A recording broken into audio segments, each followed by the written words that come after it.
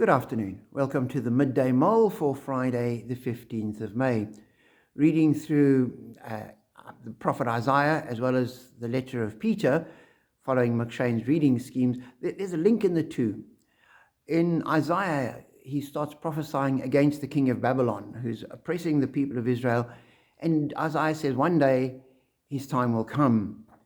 In verse 16, he's saying this is what the people will say about him in the future. Those who see you stare at you. They ponder your fate. Is this the man who shook the earth and made kingdoms tremble? The man who made the world a wilderness and overthrew its cities and would not let his captives go? And they're looking amazed because essentially he's now a corpse. And he was the most mighty king of the age who's come to nothing. And it's the same with all kings. Every single king, no matter what they do, every single president, every single emperor, every single powerful person, one day will be a corpse. And people wonder, you did all of this, and now what? And as Christians, we face almost the opposite of that. Because in 1 Peter chapter 2, from verse 9, Peter's looking at the people, the members of the church who in his day were of no real account in the world. They were on the sidelines.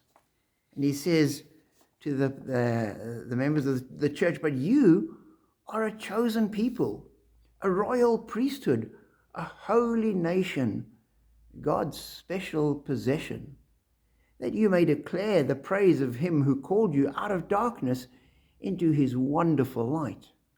Once you were not a people, but now you are the people of God.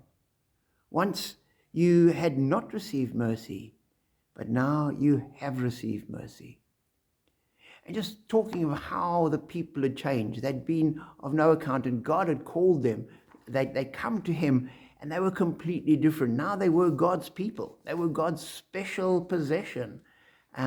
All of that held that we could declare the praises of him who called us. And that's where we are today. And we live in a world where the newspapers and the news feeds have these great people making all the running. The powerful, the famous, everybody looks to them. And from their perspective, we're of absolutely no account. But the reality is different because we, as Christians, as God's people, as those who follow Christ, we are a chosen people, a royal priesthood, holy nation, God's special possession.